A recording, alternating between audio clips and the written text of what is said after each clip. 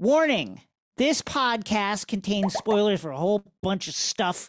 We lay out a bunch of theories about what we think could possibly happen regarding a variety of properties, most specifically the MCU phases 4, 5, 6, 7, 8, 9. So be aware of that, but it's mostly just a lot of theorizing.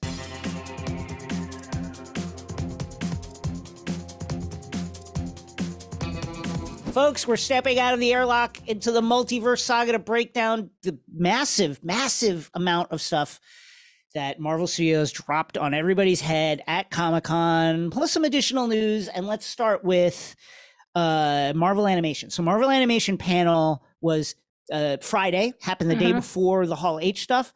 A lot of fun stuff, and let's start here. Marvel Zombies. Here in 2024. Of course, we were introduced to the concept over the course of What If, and this is going to be EP'd by Zeb Wells, who is great and super funny, and that makes you really excited that Zeb Wells is involved. That's a big kind of, it's been a while since really the origins of the MCU, since we've seen comic book creators being brought on as creative forces for these shows, so that's really cool. The thing that I think all Marvel Zombies fans of the comics are asking is, okay, but like, how gory will it be? Marvel has said they are going to up the gore level from what we saw in What If. So all the zombies chomping on people and zombies getting dismembered, expect to see it. I would also say that I thought that What If did a good job of already being, it was a pretty gruesome, dark episode. So if they're willing to promise more than that, people who want to see the gore will likely be very happy. That was followed up by What If Season 2, which is going to come out in 2023. Season 2 is going to feature Hela, Captain Carter, Scarlet Witch, Iron Man, Black Widow, Doctor Strange. There'll be a third season after that. I loved What If Season 1, so very excited. And just to kind of jump ahead, Marvel Animation, very strong drops at this panel. Next up, something very close to our hearts. X-Men 97, fall of 2023. Let's go!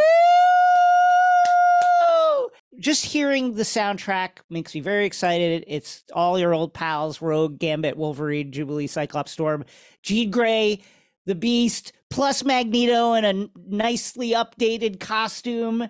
Yes, we're doing it all. Bishop, that's right. Cable, sure. Nightcrawler, yes. Sunspot, also there. The fact that Nightcrawler and Sunspot are included on this team makes me believe that they are very committed to what we call the giant size X-Men lineup, which is the issue relaunch that launched the Chris Claremont stuff that me and Jason always talk about, and you will only hear us talking about more from now till 2025.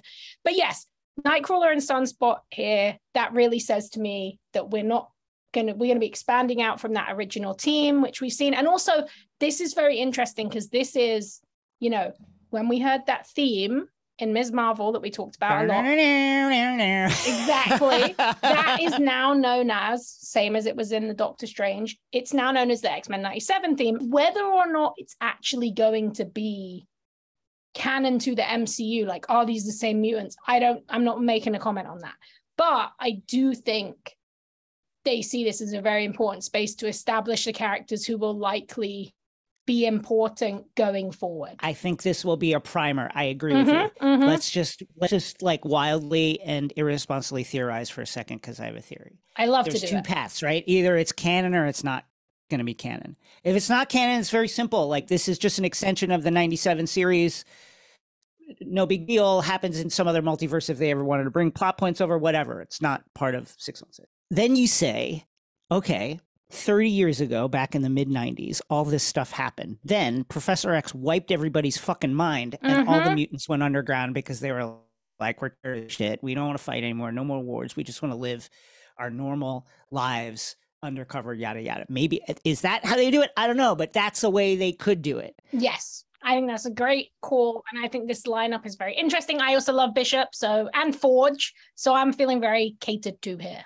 And a bunch of the original voice talent is going to return. Cal Dodd, Lenore Zahn, George Buza, others, and they're going to be joined by a whole new cast. Next up, Spider-Man freshman year details have been revealed. Classic Marvel villain known as the Wizard is going to make an appearance here, voiced by one of my favorites, Paul F. Tompkins, whose Spontaneation podcast got me through a lot of dark times in my life. Matt Murdock, voiced by Charlie Cox, is going to play a role. This is a big deal.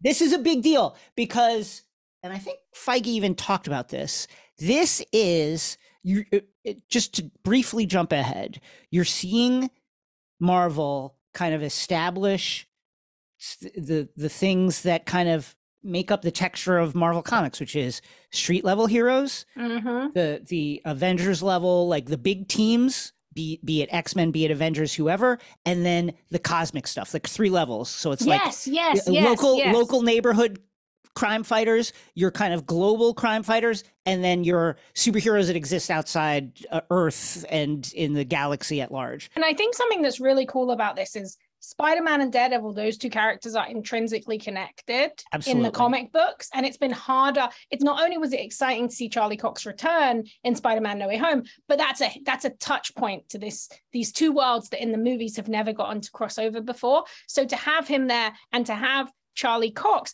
I will say this is very much, we talk about this a lot, the big 2, DC and Marvel. This is very much Marvel learning from all the things that DC has done in their animated world that worked for them. DC Absolutely. DC has been owning animated for 20 years, if not longer. And they've often used the animation to introduce stuff and characters and voices that would later become canon in the CW live action stuff. And then they've taken people like Matt Ryan, who played Constantine, to much success and love and lauding in the CW. He would voice Constantine in some of the animated movies, and they would do it the other way too. So I really like to see them doing that here. It's also very interesting because reporting has said that Marvel has said that this is MCU canon and is essentially, this show will establish Peter's life before Civil War. On the panel, Jeff Trammell, who is the showrunner, amazing creative from Craig of the Creek, just absolute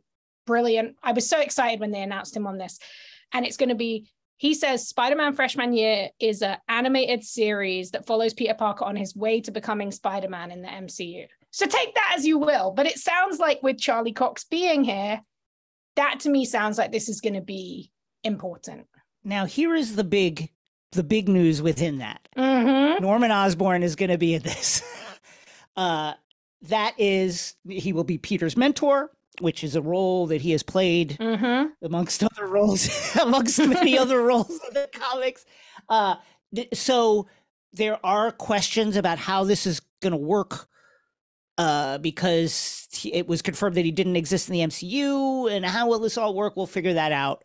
Either it will be canon or multiverse canon or whatever, but it will be interesting to see how this all plays out. Let's go to Hall H for the live action stuff. Well, mostly live action stuff and phase 4. First, let's go to the big Feige map. Actually, you know what this remember? You will remember this, I'm sure. But somewhere in the earlier part of the Brian Michael Bendis reign at Marvel and his like very, very influential stranglehold that he had at the time on big books. Remember, Tony had written like on the wall this big math problem prediction about what was going to happen eventually, and all of that stuff eventually paid off later on, you know, kind of in books after Bendis. But he had put it was this massive like map in this room of like, here's all the shit that's going to happen, and here's the Avengers, and here's the threats that are going to rise to meet the Avengers, and here's what that's all going to mean. And it just looked like this massive equation. That's what it was like looking at the Marvel display. And it started with the end of phase 4 and the reveal of the I Am Groot trailer, which is a collection of 5 original shorts all centered around Baby Groot. That's going to be released on Disney Plus on August 10th. And it looks really cute. This looks to be the, telling the story of Groot post Guardians of the Galaxy after he saved everybody's life, right? And then got reduced to a twig and then grew up. It looks like we're going to see a bunch of scenes from his life. And it looks fucking great. Yeah, way more excited than I thought I would be about a series of 5 shorts. But I was like, this looks great. Next up, She-Hulk. First of all, hit SDCC and the kind of environs around SDCC with those placards and handouts that kind of mimicked an ambulance chasing lawyers kind of ad campaign, which was very, very smart. You could call the number and you could hear the voicemail. They hit the ground running with a new trailer, which has the vibe of kind of like a legal comedy. I think the creators mentioned that Fleabag was an influence here. You could really see it in some of the in the moment when Jen breaks the fourth wall. But I think clearly, as we have been theorizing this whole time, this pretty clearly takes place before Endgame, before Hulk snaps with the Iron Man gauntlet and then fries his arm, or does it? I think so. We correctly, I think very fairly assumed that it was going to take place during that situation.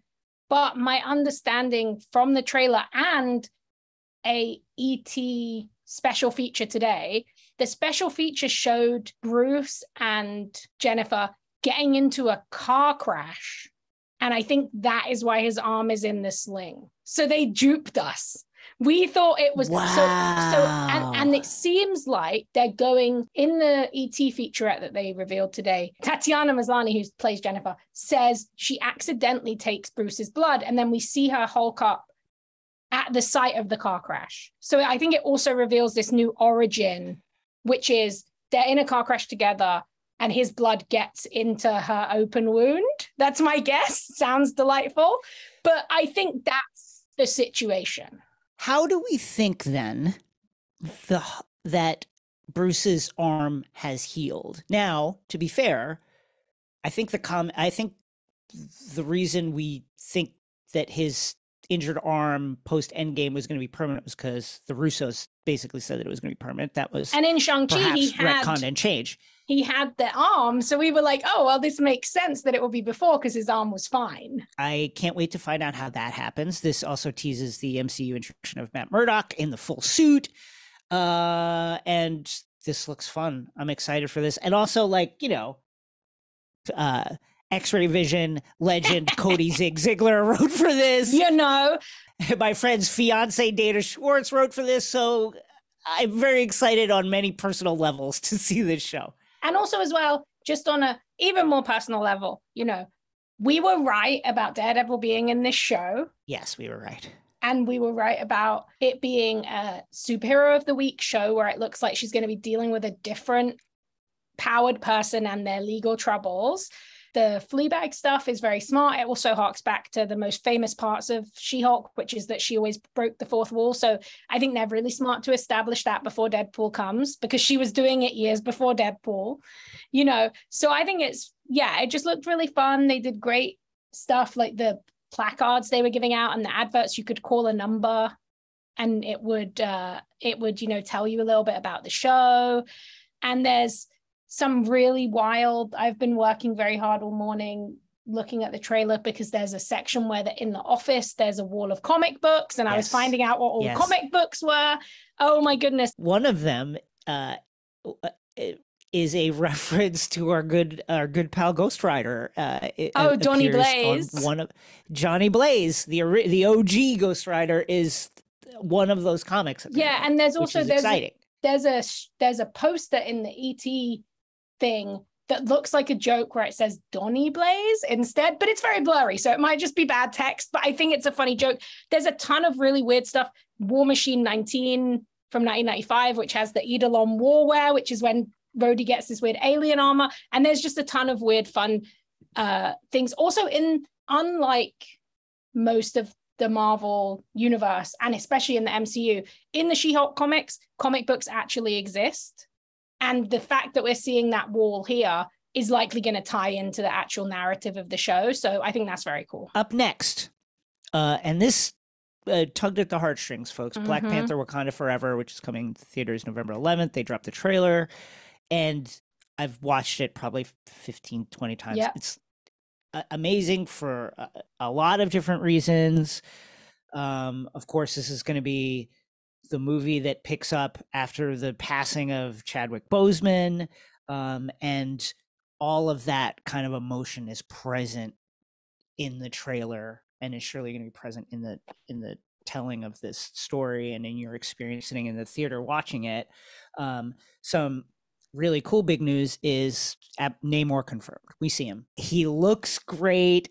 He's got the Atlantans beside him. Namorita is going to be there. You may have noticed Namor, not blue, like the rest of his people. Well, in the comics, that is also the case. And in the comics, the reason is because they've retconned this a couple of times, but essentially, like, Namor is thought of as Marvel Comics' first mutant.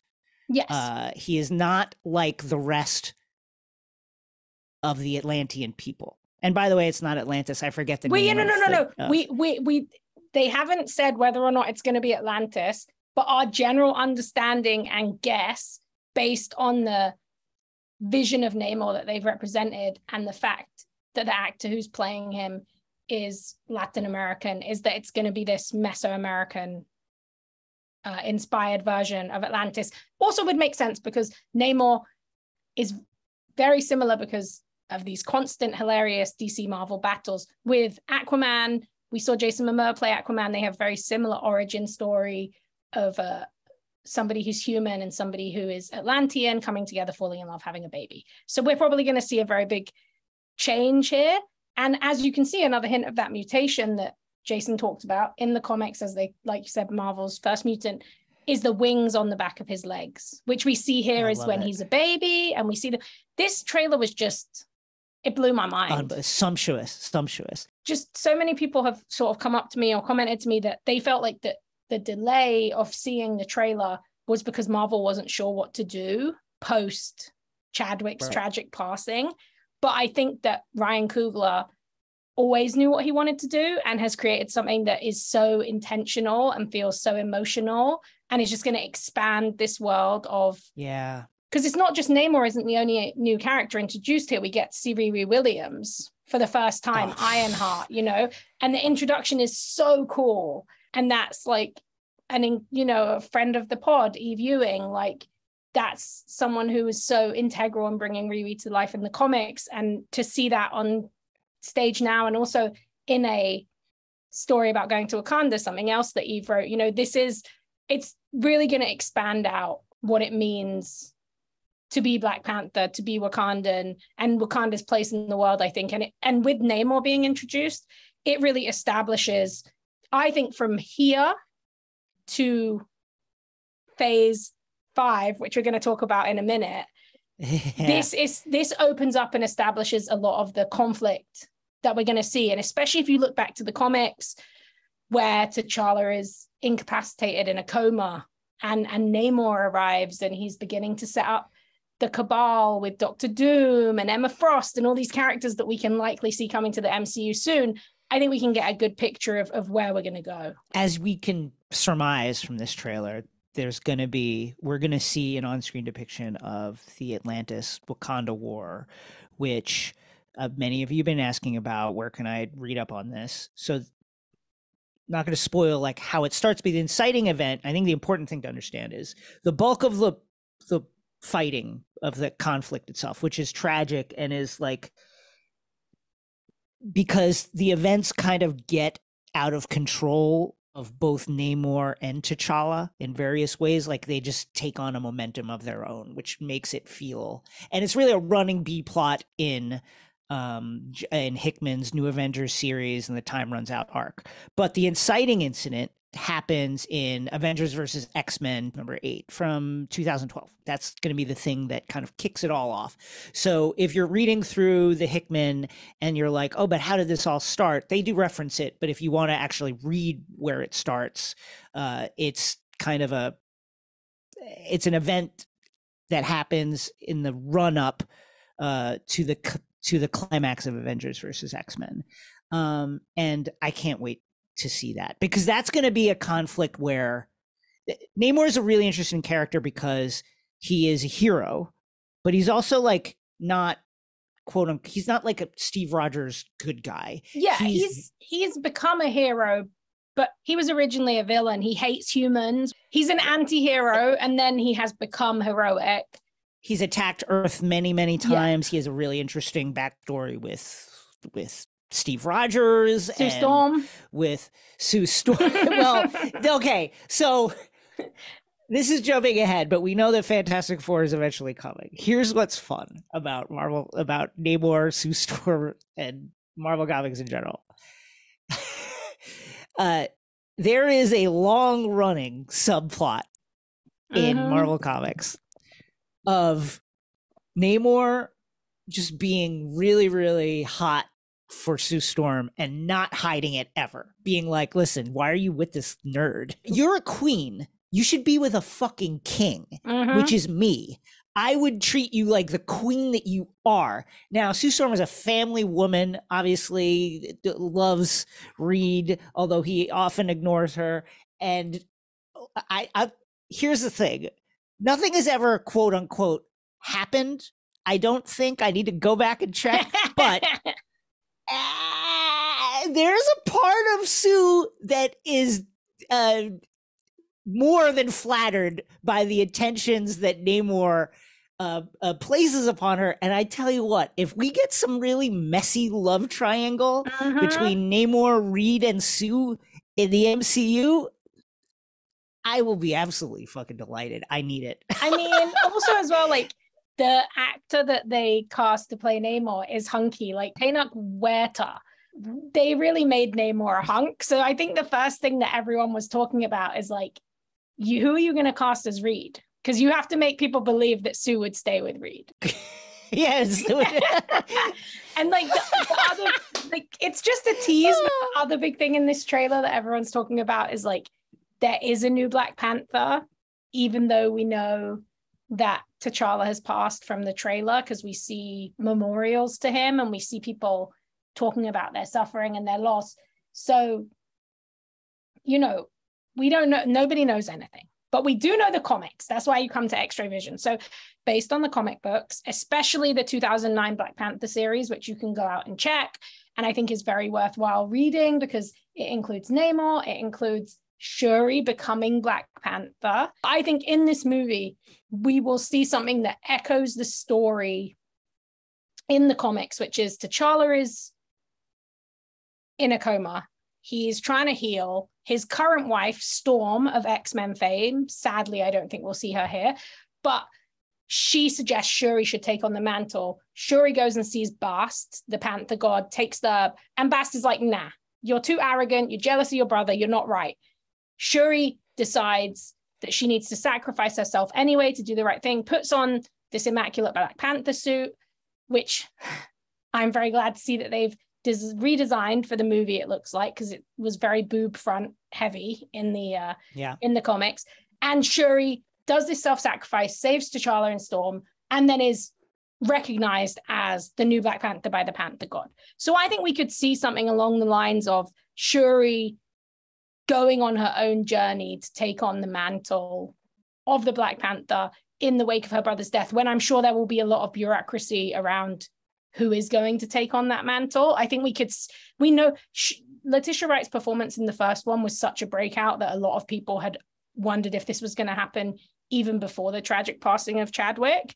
So I think that it's a pretty safe bet, though there are other options. You know, Nakia, Lupita Nyong'o. You could have M'Baku, Winston Duke, who is so beloved. Like, though I have to say, we've seen the costume, and Winston Duke is a too big mountain of a man. I don't think it's him. Not thick enough. Yeah, I think it's probably going to be Shuri, and there are some leaks out there. So keep it, if you don't like spoilers, don't stay keep away your from eyes away from the toys, because there are some leaks that seem to confirm certain aspects. The trailer also shows Michaela Coel as now confirmed as Aneka, which is a huge bit because in the comics, Aneka and Io are girlfriends, and I know people really want to see that. That's the amazing Florence Kasumba, who you can remember from the Civil War scene that's really famous, where she stands up against Black Widow. On to Phase 5, and we go to Ant-Man and the Wasp Quantumania, which is going to come out February 17th, 2023. We got a poster for Quantumania, which includes a first look at Cassie Lang in full costume, which the Young Avengers are assembling before our eyes. And of course, the villain, this is a big deal, is going to be Jonathan Majors as Kang. Apparently, one of the clips they showed in the Hall H, Kang meets Scott and is like, "You're an Avenger? Have I killed you before?" Which is fantastic. Scott apparently has like his podcast and his content creation side hustle is going to be a part of this. Yeah. MODOK also confirmed to appear. So fantastic. Very excited for what looks to be our first real taste of Kang as a villain. Yeah, and we saw, they revealed a poster that had Cassie Lang, recently recast Catherine Newton, I believe is the actor now. We saw her in full purple costume, Stinger costume, not Stature. We thought it would be Stature because that was her Young Avengers persona and costume, but it looks like they're going for the bug theme. So that was cool. Also, apparently, in the panel, they showed a clip of Bill Murray's character, though they still didn't reveal his name, but he is in the quantum realm, which is where it seems like Cassie will meet Bill Murray, maybe Krylar, according to rumors, and good old Kang, who we can't wait to see. Also, how's MODOK going to play into this? I need to know. MODOK villain? That's very interesting. Who do we think built MODOK in this world? Since we haven't seen him, we haven't seen him live yet. Is this like an AIM? I wonder if, because here's the thing, and we've talked about that. Yeah, it could be. We've talked about this before. One of the super fun things about Marvel Comics is there's always an AIM hideout somewhere in any city to be raided. This cult of crazy scientists who are looking to create super weapons and in various ways take over the world. I wonder if we haven't seen AIM, of course, since Iron Man 3. And so I wonder if we get more AIM and then find out that one of the things they did is built MODOK, who now runs the organization and as a fucking crazy half-robot. A lot of WandaVision seemed to be pointing towards AIM with all the beekeeper stuff, because AIM famously wears suits that look like beekeepers, and there was a lot of AIM illusion in WandaVision, though they didn't ended up just being more to do with Hydra. But I wouldn't be surprised if we saw something around that. Also, like, MODOK originally was from Tales of Suspense, like 93 and 94, I think is the first appearances. And that is, he was there for Captain America as a foil and a foe. So I wonder if we could have something where this is an old creation of Hydra or something that's kind of been in stasis or been hidden somewhere and then comes out, because that could be very fun explanation as to why he looks the way he does. Because if you've never seen MODOK, he's essentially like a floating head with tiny arms and legs and a big metal head sock. He's Humpty Dumpty, but he's Humpty Dumpty, evil but a computer robot. Yeah, and it would make, there's no reason that anyone would create something like that in a world where you can make a robot like Ultron now. You know, so I think having him as an outdated but from the past brought into the future could work. Also could just be in the quantum realm. This could be something that somebody created. Kang could have created it, you know, and he's in the quantum realm. That. Yeah, that could happen too. Lots of interesting options. I will say also for the sword AIM illusions in WandaVision, at least in the comics, a lot of crossover in amongst the top scientists in both S.H.I.E.L.D., SWORD, and various other government agencies, and the supervillain, super science villains community known as AIM.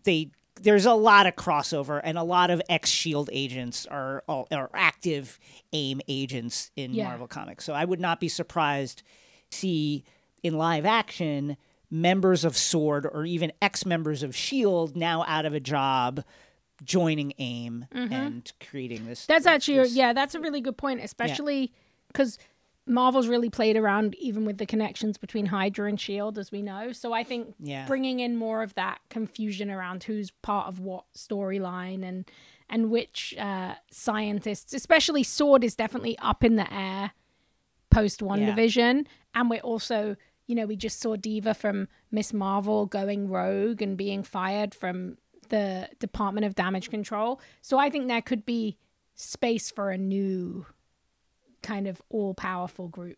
Next, Secret Invasion. Now, this will debut spring 2023 on Disney+. We're going to see Sam L. Jackson back as Nick Fury. We're going to see Ben Mendelsohn as our friend Talos the Skrull. Kobe Smulders is going to return as Maria Hill. And I hope, Comics Hill got a good run at the head of S.H.I.E.L.D., and I hope we get something like that because she's got a very different style than Nick Fury. Mm-hmm. And this is, we can guess, this is going to have to do with Skrulls who are probably not as friendly as our friend Talos, who have potentially for years been on Earth posing as various people in the government and perhaps notable people, not just in the government, but in the superhero community and the kind of like military community that supports the superhuman community. So over the course of Secret Invasion, don't be shocked to find out that people that we've been watching on Disney Plus and the various Marvel shows, or maybe even the movies, who have been active and appearing for a while, have been Skrulls for an unknown amount of time. Now, why is this happening? Probably because the Skrull Empire is huge. And while there are going to be, some friendly Skrulls, some Skrulls that are looking to live a peaceful life, there are also going to be warlike Skrulls who are looking to take out any threat to them, and one threat to them might be this planet Earth that seems to have a lot of enhanced people showing up there. So we're going to find out that people that we don't think are Skrulls are actually Skrulls. And this is leading directly into another Phase 5 announcement, which was Thunderbolts. The Thunderbolts were essentially established as a reaction to people losing faith in heroes because of the Skrull invasion. And Thunderbolts will be in theaters on July 6th, 2024, which is essentially going to end Phase 5. So you can assume that from Secret Invasion, all these things through Phase 5 are leading to the establishment of this superhero, in inverted commas, team that was revealed in a huge shock at the time to actually be a team of supervillains. So I think that that is the beginning and the end of Phase 5. And ironically, Ant-Man and the Wasp: Quantumania seems like it's actually setting up what's going to be in Phase 6, which was revealed at the end of the panel. So all of which is to say, life on 616 is about to get very, very chaotic in a lot of different ways. I think you can surmise from Secret Invasion, right? You mentioned the loss of trust in heroes. We've not a lot of, obviously no X-Men news on the live action side. But as Rosie and I have discussed at length, a thing you're going to need to introduce the X-Men and have them make sense in this world is a hatred and a distrust of heroes, of powered people. We saw a little bit, we got some flavors of it in Ms. Marvel, and I think Secret Invasion is going to lead us there. The Thunderbolts are, the guess is, are going to be a reaction to the kind of heroes that we have seen in the past. These are going to be the more like government, the military branded.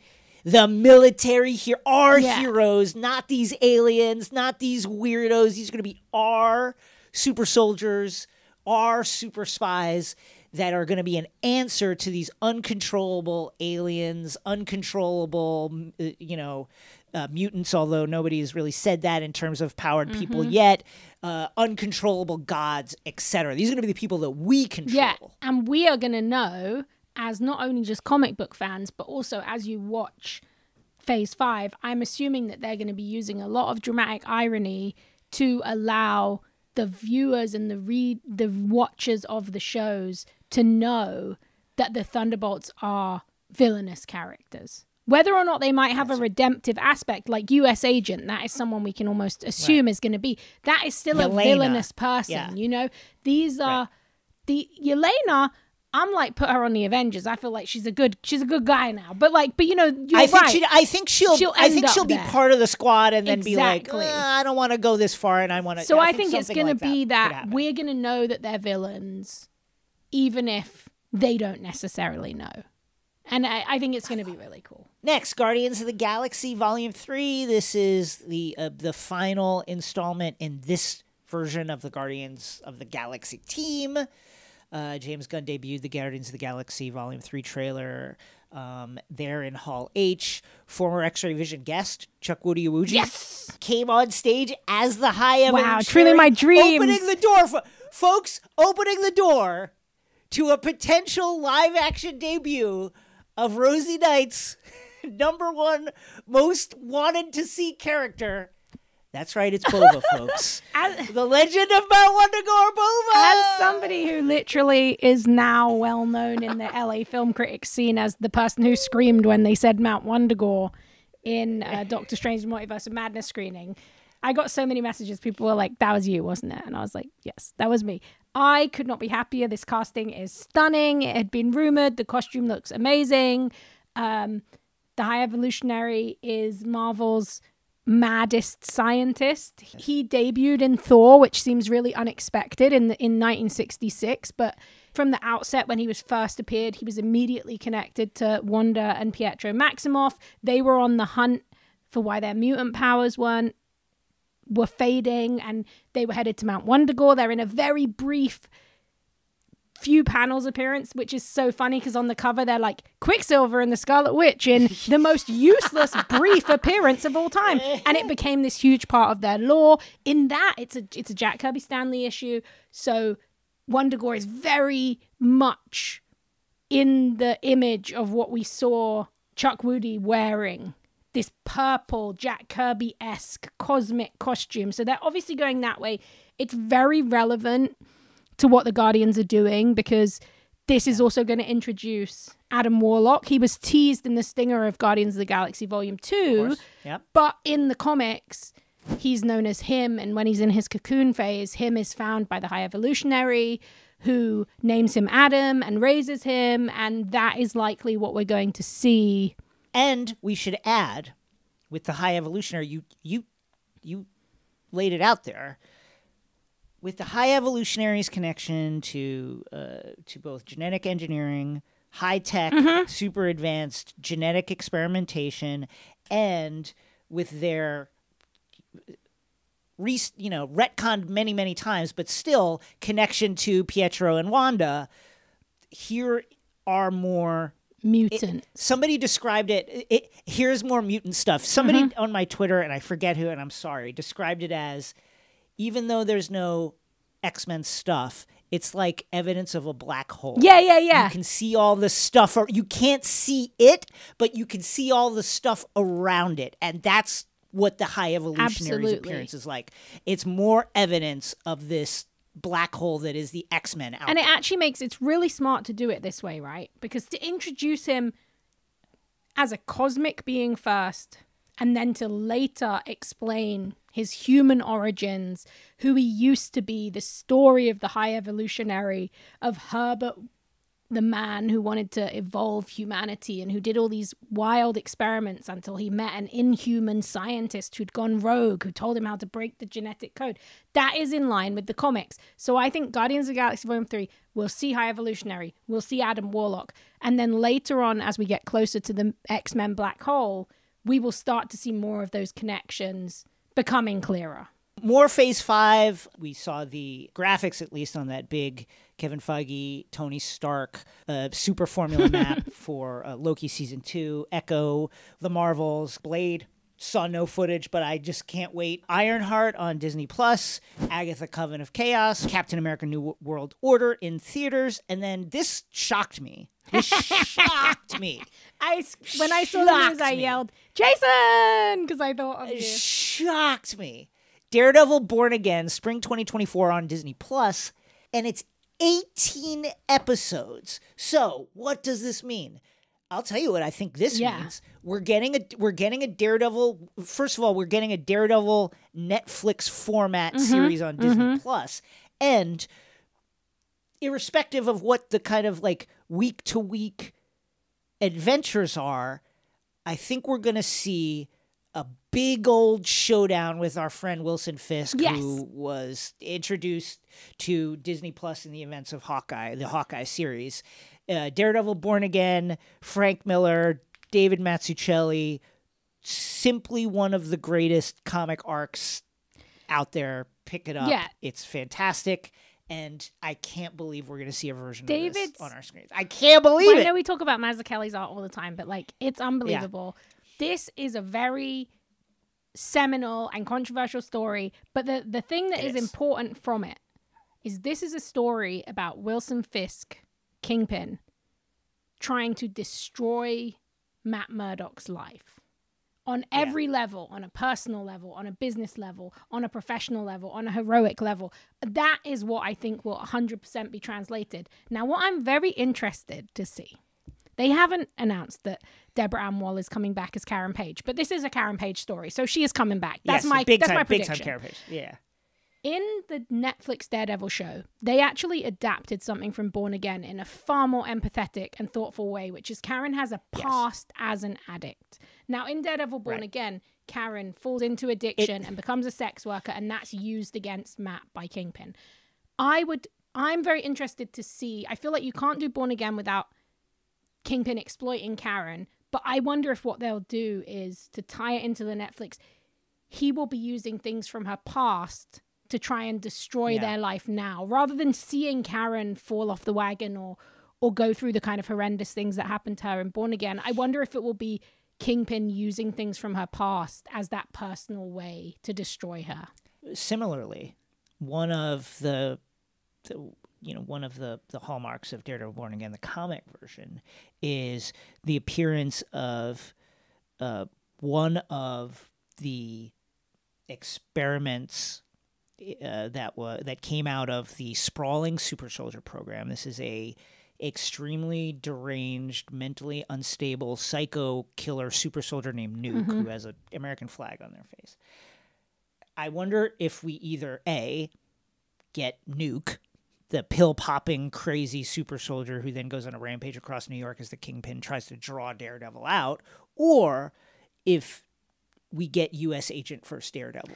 I wonder too, because Nuke, there was a version of Nuke that appeared in Jessica Jones. Yep. In a very toned down, real world very version. toned down way. I wonder if, like you said, I think you could do something very interesting with combining Nuke and US Agent into a foe for this. Because now they've announced Thunderbolts, which was the last thing on this slate.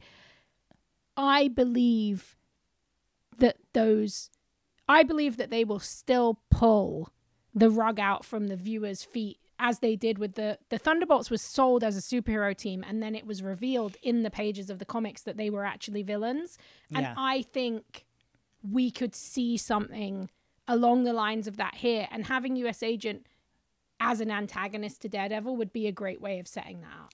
Now, Thunderbolts, July 26, 2024. In theaters, we've talked about it a little bit. We can assume from what we've seen on the Disney Plus side and some of the other stingers, Black Widow, etc., that Julia Louis-Dreyfus's character, the Contessa Allegra de Fontaine, will be assembling this team of anti-heroes / straight-up villains pretending to be heroes, which leads me to wonder if we're setting up something like, and people have heard us discuss this before, but a Dark Reign paradigm as we head into phase 6, right? At some point, you're going to need to put these heroes, as we saw in the Infinity Saga, on their heels. Maybe Thunderbolts is a reaction to that. We're going to see the human governments just absolutely fed up at this point with the destruction, with the flouting of the Sokovia Accords, with all the fucking bullshit, with all the new super people popping up that nobody can control. Nobody knows who they are. Some of them are teenagers out in Jersey City. They're out here and nobody can control them. We need our heroes. And more than that, we need a governmental strategy and plan and people within the highest reaches of government who are going to hunt heroes, take them, imprison them if need be, and hold them to a lawful standard if they don't, say, register or if they don't, become part of this government program to basically nationalize heroes. I wonder if we're going to see something like that. I think so. I also think something that's really interesting that I've been thinking about a lot since this Spider-Man announcement with freshman year is I wonder, Norman Osborn is inherently connected to Dark Reign in the comics. I wonder, look.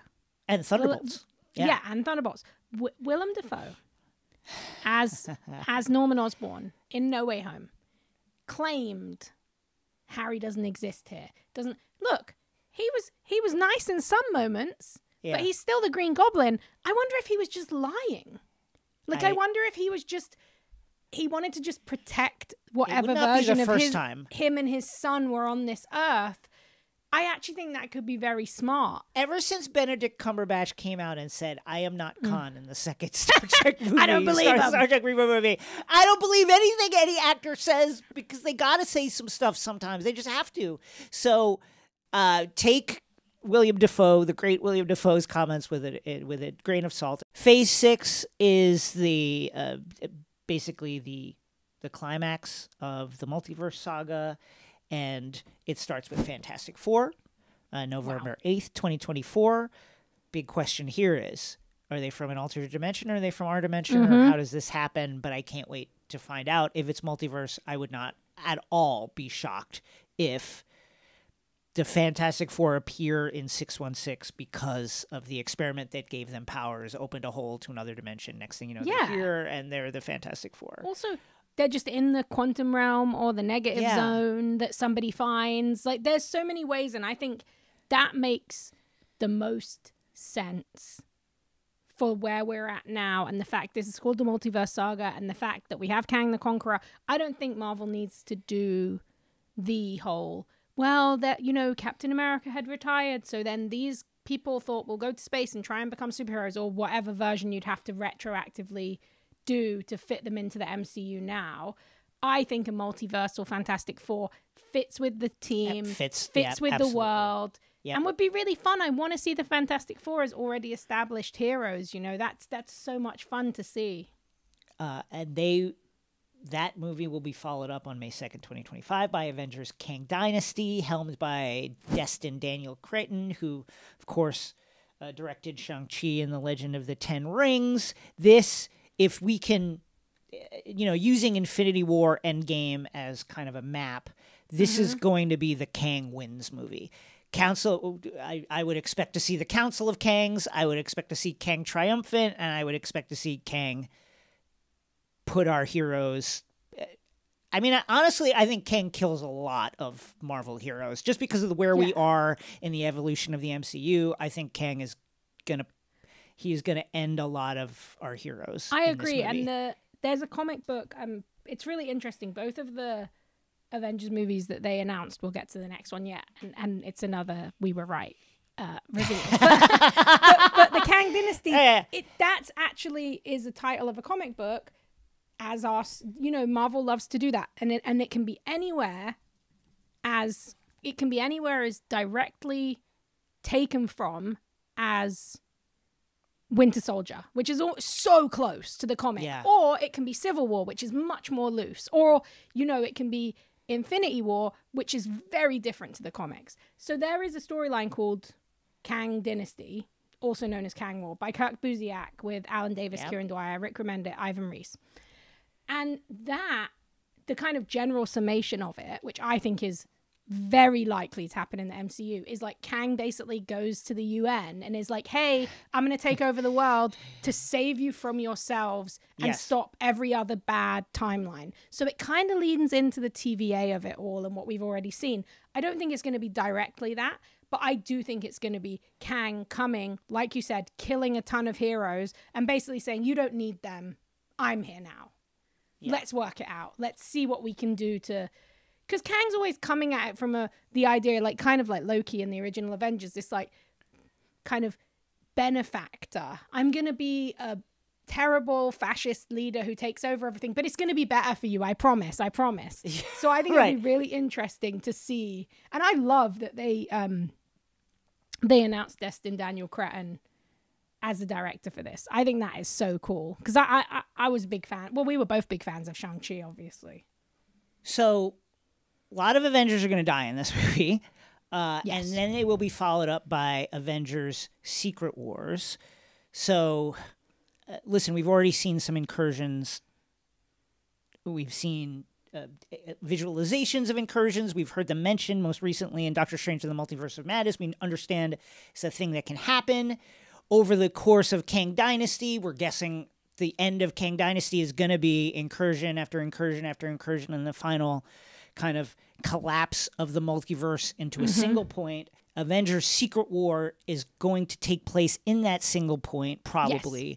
Yes. A warped version of reality ruled by ruled by Dr. Doom, ruled Dr. by... Doom, but we will have... We don't know. Fantastic Kang Four potentially. But in the most recent Secret Wars arc, which we talk about a lot, Jonathan Hickman, Star Ribic, like, we talk about that because there is this notion that they used for a huge line-wide event, but also in the story of Battle World, where all these different communities and dimensions are put onto one Earth and they have to fight each other. We have been seeing them establish something along those lines, as we've talked about on the podcast, with multiple secret societies and different spaces and different fighting styles. And the most interesting thing about this at all, as comic book nerds like we are, this very much follows the rules of comic books. The Multiverse Saga. We have talked a lot. Oh, they keep introducing these multiverses. The multiverse exists. Does it not exist? They're closing the time loop. No. Every movie from now on, and has been, is going to have something to do with the multiverse. And it's because they want you to know how big the world is. All these different characters can come in. Mutants, Fantastic Four, whoever you need. Norman Osborn, Harry Osborn. And then, when Secret Wars comes, they will be able to streamline, as they did with the comics, all their universes and take in the things that they want to keep. And jettison the things that they don't jettison the things that they don't, and we will have what is essentially a new MCU. And by the way, phase. Let's give DC their props. This is the Crisis on Infinite Earths method. Yes, the collapse everything. Yeah, exactly. DC has been, this is the constant ebb and flow of DC and Marvel, but DC is definitely established. We've mentioned it before. DC established an understanding of what the multiverse was for mums watching the CW years before Marvel even considered it. Like, there is a cultural literacy around this term because of the work of DC and Marvel, and it's definitely the Crisis on Infinite Earths idea of streamlining. And also, even though they only mentioned 3 movies. This is a full slate. It had the full Kevin Feige, Tony Stark timeline. So there are multiple movies and projects that we don't know about yet. My guess, D23 in September, we will probably find those out. Yes. But for now, these are the 3. I mean, also, Avengers Secret Wars comes out literally like just months after Kang Dynasty. So they're looking to make $2 billion that year.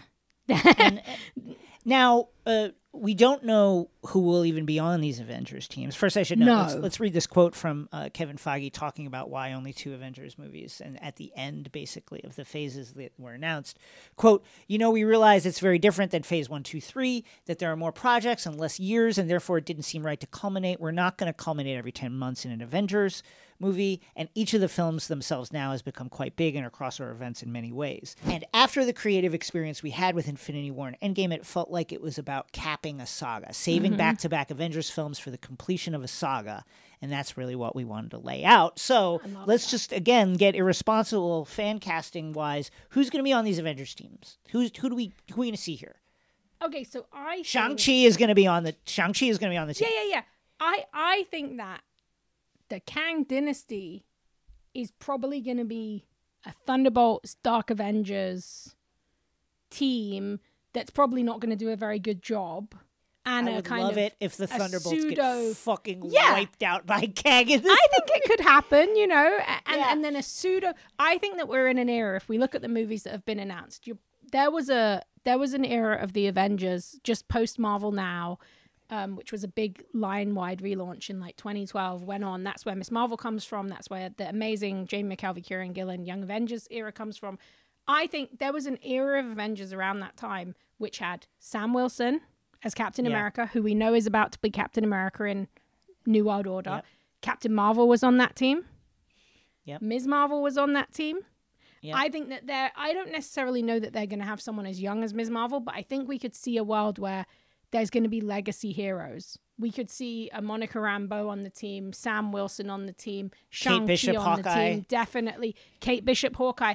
I think that we're going to get to see multiple Avengers teams because there's going to be multiple threats. Kang is not just a singular being. As we know in the comics, he's taken on many forms. So I think that we're going to have a failed Dark Avengers, Thunderbolts style team, then an Avengers team. But then I also, by the time that we get to Secret Wars, I think we're talking about West Coast Avengers, Young Avengers, New Avengers. Everybody, we will have everyone who's in their different location will have to create. I think Kang Dynasty, much like the comics where it probably comes from, we're going to see, to your point, we're going to see fighting in multiple timelines. We're going to see fighting in the far distant past, right? A team that goes back into the past to maybe try and head off Kang before he becomes Kang. We're going to see a team fighting Kang in the quote-unquote present, trying to hold off whatever he's trying to do, and probably the Fantastic Four, somebody fighting Kang in the future. And again, it's going to be, we predict, it's going to be a bloodbath. And that's it. That was a lot. No. I just want to say the last thing. I do think, so I do know that I do think that the X-Men thing is a big gap. But there's a lot of gaps in 2025. I think that Secret Wars, speaking of teams, could be a space to see the X-Men. Because if we look back to the original 80s Secret Wars, that was really the first big line-wide crossover where you got X-Men, Avengers, all these different teams together. So that would be, I would love to see a pre-Secret Wars X-Men movie in 2025, but I actually think that might be the smart bet for where we're going to see the official X-Men rather than mutants. I agree.